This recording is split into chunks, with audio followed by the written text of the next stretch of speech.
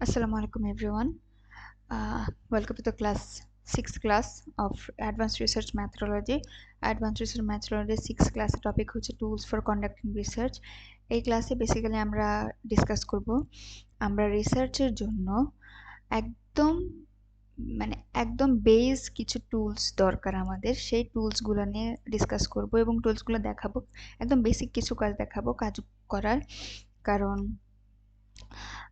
একজন ইনস্ট্রাক্টরের কাজই হচ্ছে গাইডলাইন দেওয়া অ্যান্ড সেই গাইডলাইনটুকু আমি দিতে পারবো অ্যান্ড চেষ্টা করতে হবে নিজে নিজে হাতে কলমে কাজগুলো করে শেখার এবং সেখানে কোথাও আটকে গেলে আমি আছি, একজন ইনস্ট্রাক্টর আছেন।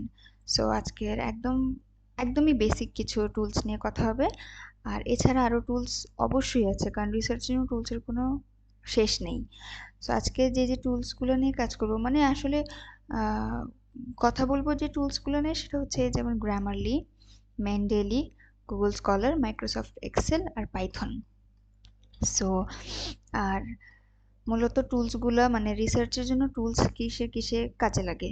তো প্রথমেই হচ্ছে অবশ্যই যে helping in planning, help in writing or giving ideas about writing, তারপর হচ্ছে অর্গানাইজিং স্টাফস অ্যাবাউট রিসার্চ, তারপর হচ্ছে keeping notes of research, tracking, তারপর হচ্ছে ডেটা কালেক্টিং, তারপর হচ্ছে প্রুফ রিডিং, তারপর হচ্ছে রেফারেন্স ম্যানেজিং, বা শুধু রেফারেন্স ম্যানেজিং না, every PDF managing, PDF tracking, এসব কিছু এইগুলাই হচ্ছে টুলস ফর রিসার্চের কাজ, বেসিক্যালি আর কি। তো প্রত্যেকটা কাজের জন্য টুলস আছে, যেমন আমরা ছোটবেলা থেকে সবকিছু আমরা ম্যানুয়ালি করতে শিখেছি, অবশ্যই ম্যানুয়ালি করব। তো এখন আসি আমাদের টুলসগুলোর ক্ষেত্রে। তো ফার্স্ট টুল এখানে হচ্ছে গ্রামারলি। তো গ্রামারলির প্রধান কাজটা কি? গ্রামারলির প্রধান কাজটা হচ্ছে like they don't help us in writing directly, they will help us in telling what are the errors in our writing, detecting the errors, giving us the proper direction of punctuation, grammars, sentence structure, and like the tone, কি ধরনের tone, formal, informal. So এই কাজগুলো হচ্ছে Grammarly অ্যাপটা মূলত খুবই একটা helpful কাজ। প্রিমিয়াম ভার্সনে অনেক ইনফিনিটি কাজ করিয়ে নেওয়া যায় গ্রামারলি দিয়ে। গ্রামারলি আরেকটা কাজ আছে গ্রামারলির, সেটা হচ্ছে প্লেজিয়ারিজম চেক। প্লেজিয়ারিজম চেকটা খুব ইম্পর্ট্যান্ট, কারণ আমাদের পেপার লিখার একটা স্টাডি কমপ্লিট করার পর সবথেকে লাস্ট কাজ সাবমিট করার আগের কাজটা হচ্ছে প্লেজারিজম চেক করা, প্রুফরিড করানো কাগজ পেপারটাকে। কারণ আমার লেখাটার মধ্যে কতটুকু আমি যখন রেফারেন্স নিচ্ছি সেটা অটো আমার কি বলে ওভারল্যাপ হচ্ছে আরেকটা পেপারের সাথে, কারণ আমি ওই কাজটা নিচ্ছি যখন সাইট করছি,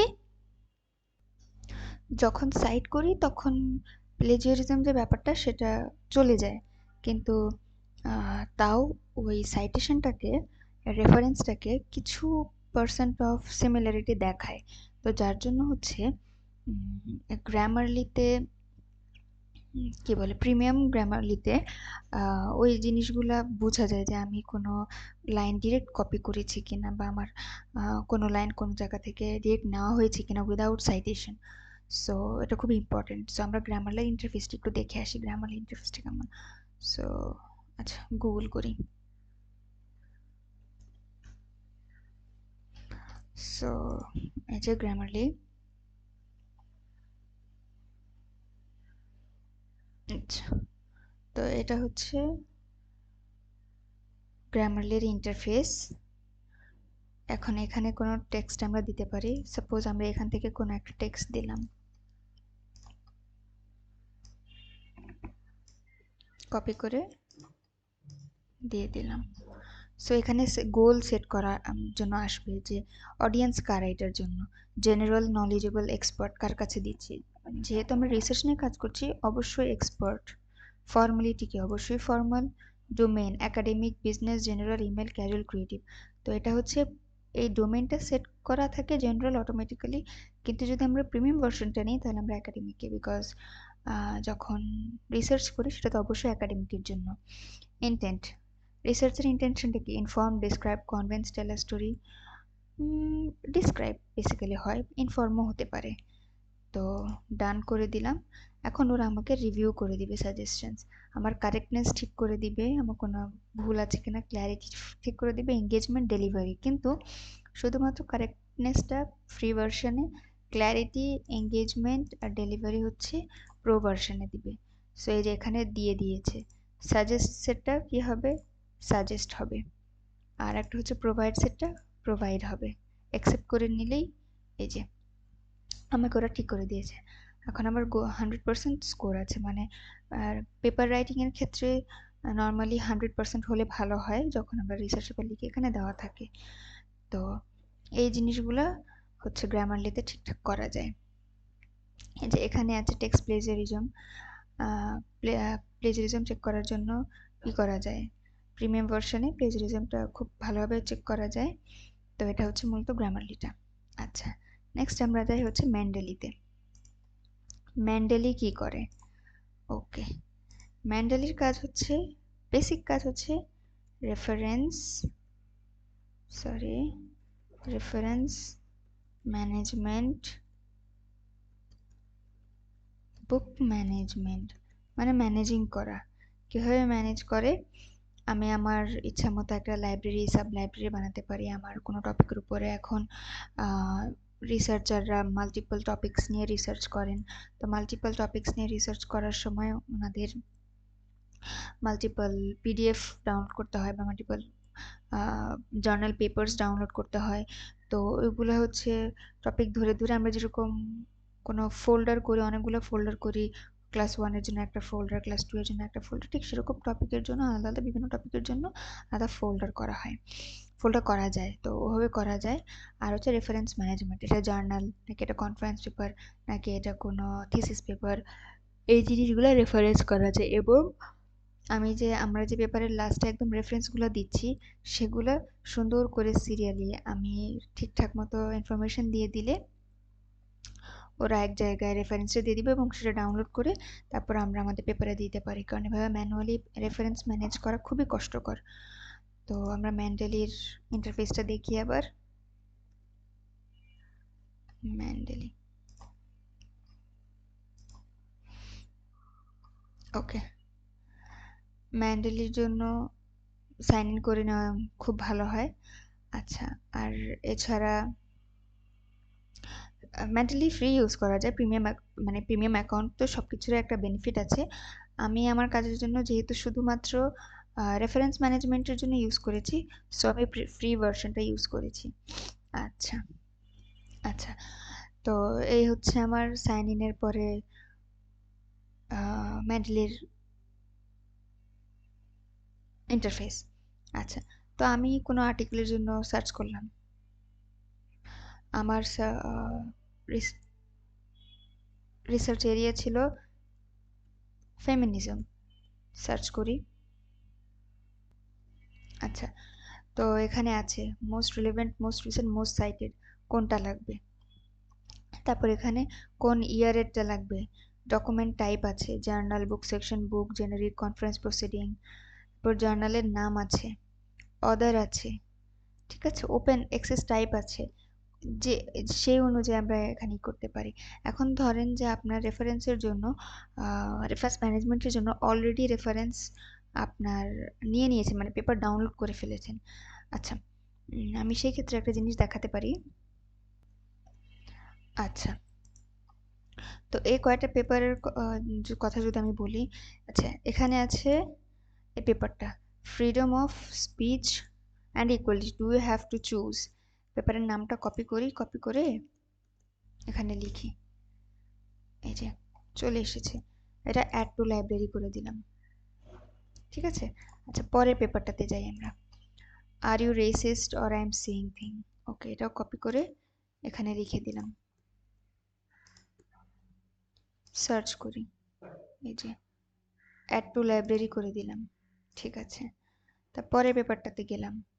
আ survey of hate speech, multiple same নামে মানে কাছাকাছি নামে থাকতে পারে, সো সেই জন্য আমরা রাইটারের নামটা দেখে নিব। ওকে,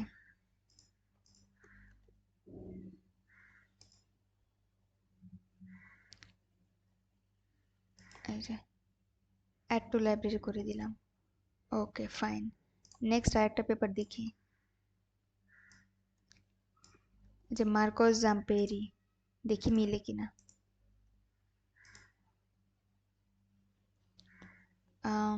এই যে জাম্পেরি এম, ওকে, এটা লাইব্রেরিতে অ্যাড করে দিলাম।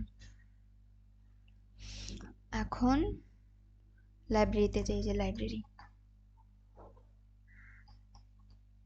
এই যে এগুলো সব অ্যাড হয়ে গেছে এবং সোর্স সবকিছু, টাইটেল, ইয়ার, অদার্স সবকিছু দেওয়া আছে। এবং চাইলে নিজেরাও হচ্ছে ম্যানুয়ালি করা যায়, অ্যাড অ্যাড করা যায় রেফারেন্স। ঠিক আছে, যে অ্যাড রেফারেন্স ম্যানুয়ালি। তারপরে ম্যানুয়ালি কিভাবে করব, এখানে আইডেন্টিফায়ার মানে এটা কি ডিওআই দিয়ে করব নাকি আর্কাইভ থেকে নিব, তো সব কিছু দিব, যে রেফারেন্স টাইপটাও দিয়ে দিব, তারপর হচ্ছে টাইটেল দিয়ে দিব, অথর্সের নাম দিয়ে দিব, জার্নাল কোন জার্নালে দেওয়া হয়েছে, কত ইয়ার, পেজ এত থেকে এত, ইস্যু, অ্যাবস্ট্রাক্ট, এগুলা দিয়ে এন্ট্রি করে দিব, তাহলে এখানে অ্যাড হয়ে যাবে। তো এই জিনিসটা হচ্ছে আমাদের বলতে পারি আমরা যে কি বলে এটাকে, রেফারেন্সগুলো অ্যাড হয়ে গিয়েছে। এখন এটা পরে হচ্ছে ডাউনলোড করে নিলে কি বলে রেফারেন্সটা আমরা হচ্ছে পরে কপি করে ইতে আমাদের পেপারে নিয়ে নিতে পারবো। তো এই যে রেফারেন্সগুলো অ্যাড হয়ে গিয়েছে, তো প্রিটি সিম্পল। আচ্ছা, তো এই গেল হচ্ছে আমাদের ম্যান্ডেলির কাজ। আচ্ছা, নেক্সট হচ্ছে গুগল স্কলার। এখন গুগল স্কলারটা কিসের জন্য? World wide all kind of academic documents। মূলত গুগল স্কলার হচ্ছে গুগলের আন্ডারে, যেহেতু গুগল সবকিছু কভার করার ট্রাই করেছে ওয়ার্ল্ড ওয়াইড, সো স্কলারলি যত একাডেমিক ডকুমেন্টস আছে, formal, informal, any kind of documents, সব কিছু পাওয়া যায় গুগল স্কলারে, মোটামুটি সব কিছু পাওয়া যায় গুগল স্কলারে। তো গুগল স্কলার থেকে কোনো আমার ডিজায়ার্ড একটা টপিক নিয়ে, যেমন এই যে ফেমিনিজম, তো এটা নিয়ে আমরা গুগল স্কলারে যাই। গুগল স্কলার, এই যে গুগল স্কলারে গেলাম। ওকে, এখানে গিয়ে পেপারের নামটা কপি করলাম, এই যে চলে এসেছে পেপারটা। এই যে এখানে পিডিএফ আছে, এখানে কপি করলে যে স্টার্ট ডাউনলোড হয়ে গিয়েছে কিন্তু আমার পেপারটা। আর এছাড়া এমনি পড়তে চাইলে এই যে অ্যাবস্ট্রাক্টটা দেওয়া আছে। তো গুগল স্কলারে গিয়ে আমরা যে কোনো পেপার পড়ে নিতে পারি, ডাউনলোড করে নিতে পারি। গুগল স্কলার হচ্ছে one of the easiest access. অবশ্য সমস্ত পেপার ডাউনলোড করা যায় না গুগল স্কলার থেকে, তো কিন্তু গুগল স্কলার হচ্ছে সব থেকে মানে ইজি ফর স্টুডেন্টস, তো এখান থেকে পেপারগুলো পাওয়া যায়। আচ্ছা, মাইক্রোসফট এক্সেল। তো মাইক্রোসফট এক্সেল তো আমরা মোটামুটি সবাই জানি মাইক্রোসফটের ইন্টারফেসটা কীরকম হয়। আচ্ছা, তো মাইক্রোসফট এক্সেলের কাজটা কি? মাইক্রোসফট এক্সেলের রিসার্চের ক্ষেত্রে মাইক্রোসফট এক্সেলের কাজটা হচ্ছে রিসার্চের ক্ষেত্রে ওকে যাই হোক, মাইক্রোসফট এক্সেলের কাজটা হচ্ছে ডেটা কালেকশনের জন্য। কারণ মাইক্রোসফট এক্সেলে যেহেতু অনেক কলামস অ্যান্ড অনেক রোজ থাকে, সো আমাদের মানে অনেক ইনফিনিটি জায়গা থাকে, যার জন্য আমরা যখন কোনো ডেটা কালেক্ট করতে যাব তখন মাইক্রোসফট এক্সেলটা কাজে আসে। আর এছাড়া মাইক্রোসফট এক্সেলে নিউমেরিক্যাল ক্যালকুলেশনস করা যায়, ডেটা অর্গানাইজ করা যায়, যার জন্য ডেটা কালেকশনগুলো খুব ইজি হয়। এটার জন্যই বেসিক্যালি মাইক্রোসফট এক্সেলটা ইউজ করা হয়। আর last but not the least হচ্ছে পাইথন। সো পাইথনটা হচ্ছে কোডিং করার জন্য, মানে সমস্ত রিসার্চে তো আর কোডিং করা লাগে না, থিওরিটিক্যাল রিসার্চে কোডিং করা লাগে না, কিন্তু প্র্যাকটিক্যাল রিসার্চে, নিউমেরিক্যাল রিসার্চে, কোয়ান্টিটেটিভ রিসার্চে পাইথন না, কোডিংটা লাগে। সো কোডিং এর জন্য বিভিন্ন ল্যাঙ্গুয়েজ ইউজ করা যায়, কিন্তু পাইথনটা হচ্ছে বিল্ট ইন লাইব্রেরিজ থাকে, যার জন্য পাইথনটা ইজিয়ার।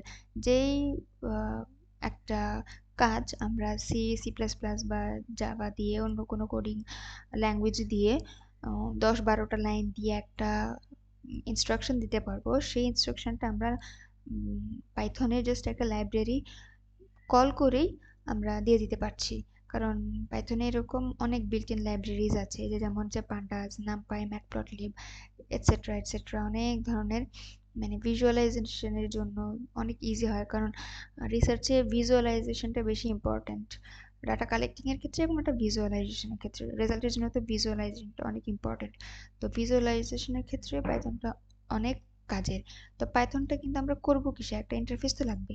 পাইথন করার জন্য আমাদের ইন্টারফেস হচ্ছে, সবথেকে ইজি ইন্টারফেস হচ্ছে গুগল কোল্যাব। এটার মধ্যে ইজিলি পাইথনের বিল্ট ইন যে কি বলে লাইব্রেরিগুলা, সেগুলো পাওয়া যায়। তো গুগল কলাবের ইন্টারফেসটা যে এরকম। নিউ নোটবুকে গেলাম।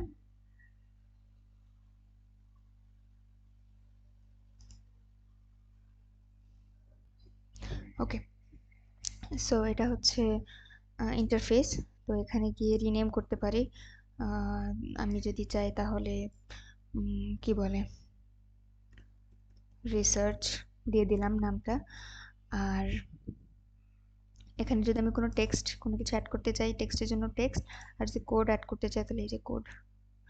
সো একটা কোড বলি, একদম ফার্স্ট হ্যালো ওয়ার্ল্ড দিয়ে আমরা শুরু করি যে কোনো code. So print hello world দিলে এই যে হ্যালো ওয়ার্ল্ড চলে এসেছে। এই লাইনটা যদি আমরা সিতে বা সি প্লাস প্লাস দিই তাহলে আমাদেরকে অনেক কিছু দিয়ে শুরু করতে হতো। তো এই এত কিছু না করে, এবং অনেক কেস সেন্সিটিভ হয় অন্য ল্যাঙ্গুয়েজগুলো, কিন্তু পাইথন, পাইথনও কেস সেন্সিটিভ, কিন্তু মানে অনেক সিম্পল, অনেক ইজিয়ার। এটা হচ্ছে একদম বেসিক একটা কোড। আর যদি কোনো টেক্সট দিতে চাই যে this code is for printing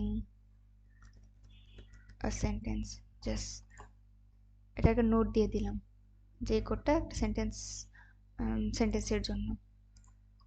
ঠিক আছে, তো এই হলো। তারপর আবার চাইলে কোড দিয়ে দেওয়া যায়, মানে একটা কিছু লিখে, মানে আমরা যেটা যেটা করি অন্য কোডিং এর ক্ষেত্রে, যে আমাদেরকে মেনশন করে দিতে হয়, মেনশন করে দিয়ে বলতে হয় যে এবং এটাকে অনেকভাবে মেনশন করতে হয়, অনেক সিস্টেম মেনে, যে এটা এইটা এটার জন্য, যাতে ওটা ওই সেন্টেন্সটা আবার কোডের মধ্যে গিয়ে আবার এরর না হয়ে যায়। কিন্তু গুগল কোল্যাবের ক্ষেত্রে টেক্সটের জন্য আলাদা একটা সেকশন দিয়ে দিয়েছে, যাতে আমি বুঝতে পারি নেক্সট টাইম কোড করার শেষ হয়ে গেলে যে এই পার্টটা আমার এটার জন্য, এই টেক্সটের পার্টটা আমাদের কোডে যাবে না কখনোই। আর কোডের জন্য আলাদা পার্ট আছে, এটা কোডের জন্য বা এটা টেক্সটের জন্য। So it's really simple to use.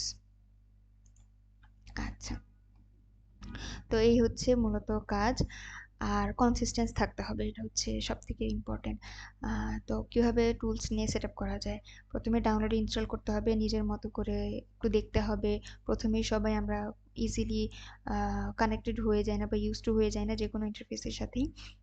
Use করতে হয়, ইউজ করার জন্য টাইম ম্যানেজ করতে হয়, কনসিস্টেন্সি থাকতে হয়, এবং অনেক কি বলে এটাকে অ্যাডামেন্ট থাকতে হয়।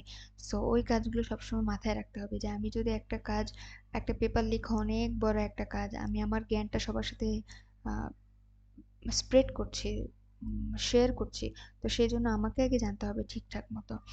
তো এই জন্য আমাকে একটা জিনিস যেটা শিখবো সেটা খুব ভালো করে শিখতে হবে, এটাই হচ্ছে রিসার্চ। তো এই সমস্ত জিনিসগুলো জানার জন্য আগে যে যে টুলসগুলো দরকার সেই টুলসগুলো সম্পর্কে একটা ভালো ধারণা থাকতে হবে, সেই টুলসগুলো ইউজ করতে জানতে হবে। তো এই ছিল মূলত বেসিক 5টা টুলস, রিসার্চের জন্য খুবই ইম্পর্ট্যান্ট 5টা বেসিক টুল। এছাড়া আরও অনেক টুলস থাকতে পারে, এবং আপনাদের কারো মনে যদি আরও অনেক টুলস বা আরও কোনো কাজের জন্য কোনো টুলসের আইডিয়া থাকে, যেমন এই গ্রামারলি হচ্ছে গ্রামারের জন্য, মেন্টালি হচ্ছে রেফারেন্সের জন্য, গুগল স্কলার হচ্ছে পিডিএফ ডাউনলোড করার জন্য, পেপারস ডাউনলোড করার জন্য, মাইক্রোসফট এক্সেল ডেটা কালেকশনের জন্য। আচ্ছা, মাইক্রোসফট এক্সেল ডেটা কালেকশন বা ডেটা ম্যানেজমেন্ট, এর জন্য, পাইথন হচ্ছে কোডের জন্য। তো এছাড়া যদি আপনাদের মনে হয় যে আরো কোনো কাজের জন্য কোনো বেসিক অ্যাপ আপনাদের বেসিক অ্যাপ সম্পর্কে আপনাদের জানা দরকার, আমাকে জানাতে পারেন। আর ক্লাসটা দেখবেন এবং যে অ্যাসাইনমেন্টটা দেওয়া দেওয়া হবে ক্লাসের শেষে সেটাও কাইন্ডলি সাবমিট করবেন। সো আজকের ক্লাসটা এই পর্যন্তই। Thank you so much, and next class live class, and এর পরের ক্লাসটা হবে একটা এক্সাম। তো get ready for that and start reading. So thank you everyone. Assalamu alaikum.